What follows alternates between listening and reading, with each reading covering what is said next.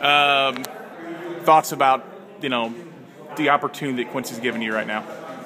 It's a huge opportunity. I'm extremely appreciative, excited about it. Just want to get out there and get the boys going, you know what I mean, and get on the field and start competing. That's what I'm excited about. Did you have to think very long when they approached you with this succession situation?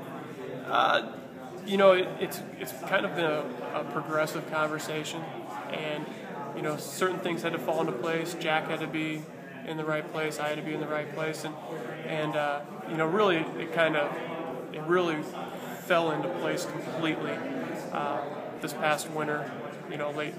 Late after Christmas, early spring semester. Once those pieces fell into place, then yeah, it was the right path for me. You're a Quincy kid, born and raised. How influential has Jack been, do you think, in the city's love of the game? He's been the main figure of soccer in this city for 40 years.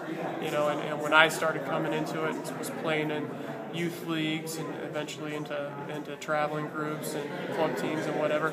Everybody was aware of who Jack was and what he did out here for, at that time, Quincy College Hawks, and then eventually the Quincy University Hawks.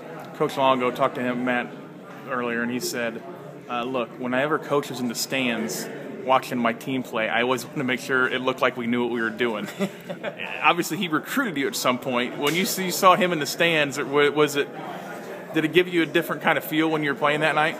A little bit. I mean, he did stick out like a sore thumb when he walked in. He's got a very distinctive look to him and presence, and people were aware of Jack when he was watching that night. And if you were a high school player and you were having an interest or considering an interest in playing college soccer, obviously when you saw somebody like him come and show up to watch the game, you were looking to perform at your best. I know he's known for his dapper attire on the sidelines, the Kangol. Do you get to take the Kangol with you or not? Not my luck. Nah. I'm more up in pacing. He's more laid back. I probably, that's one area that we're probably quite different, is the sideline approach. And they're just two different approaches, There's two different ways of getting the job done, and he has his, and I have mine, and they're both effective if they're done correctly. Has he given you any advice yet? I mean specifically since then?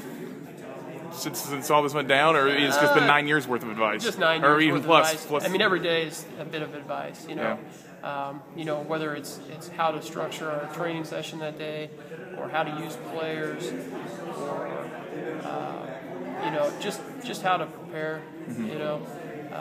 Every day is a bit of a lesson.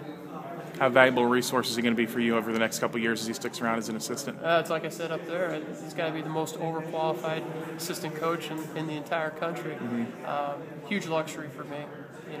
Can't possibly express how big of a luxury that would be. How'd the guys take the news today?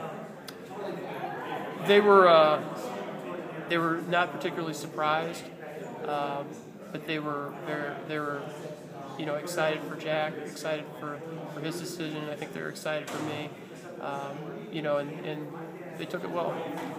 All right, Carp. Good enough.